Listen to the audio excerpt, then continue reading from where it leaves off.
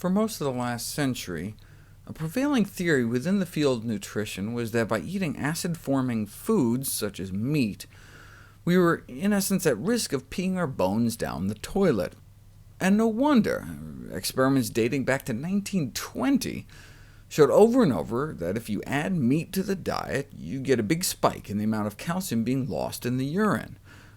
And so this made total sense. We had known since 1912 that meat was acid-forming within the body, and how do you buffer acid? What are in antacid pills like Tums? Calcium. Meat and eggs have a lot of sulfur-containing amino acids, 2 to 5 times more than grains and beans, that are metabolized into sulfuric acid, which the body buffers with calcium. That's why the antacids like Tums are made out of calcium. Calcium can buffer acid. And where is calcium stored in the body? The skeleton. So the thinking was that every time we ate a steak, our body would pull calcium from our bones bit by bit, and over time this could lead to osteoporosis. Based on 26 such studies, every 40 grams of protein we add to our daily diet, we pee out an extra 50 milligrams of calcium. And look, we only have about 2 pounds of calcium in our skeleton, so the loss of 50 a day would mean losing close to 2% of our bone calcium every year. And so by the end of the 20th century, there was little doubt that acid-forming diets would dissolve our bones away. But if you actually look at all the studies done on protein intake and bone health, that's not what you find. So where's the flaw in our logic? Right? Meat leads to acid, which leads to calcium loss, which leads to bone loss, right? Well, it's uncontroversial that protein results in greater calcium excretion, but we've just been assuming it's coming from the bone. I mean, where else could the extra calcium dumped in our urine be coming from but from our bones? This is the study that appeared to solve the mystery. An intrepid group of researchers tried feeding a bunch of volunteers radioactive calcium, and then putting them on a high-protein diet.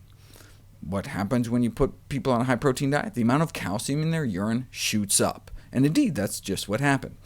But here's the big question. Was that extra calcium in their urine radioactive or not? And to everyone's surprise, it was radioactive, meaning that the excess calcium in the urine was coming from their diet.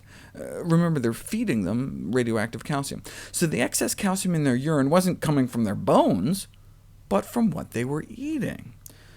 What seemed to be happening is that the excess protein consumption boosted calcium absorption from down around 19% up to 26%.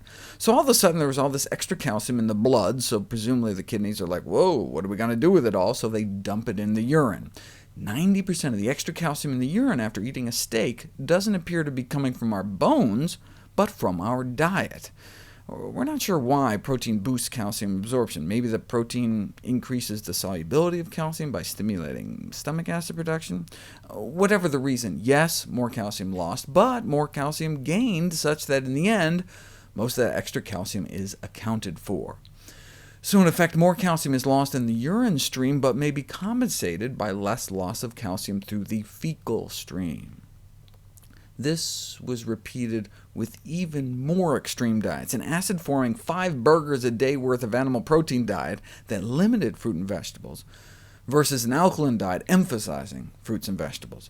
More calcium in the urine on burgers, but significantly greater calcium absorption, such that at the end it was pretty much a wash.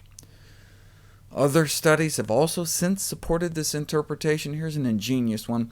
Feed people a high animal protein diet, but with an alkali salt to neutralize the acid. Now, the old thinking would predict that there would be no calcium loss since there was no excess acid to buffer.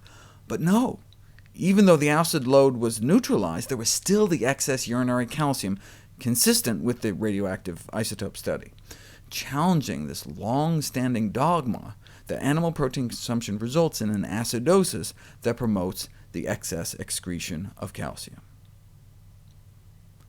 So if our body isn't buffering the acid formed from our diet with our bones, how is it neutralizing the acid? Maybe with our muscles. Alkaline diets may protect our muscle mass, all covered in my next video, entitled Testing Your Diet with Pea and Purple Cabbage.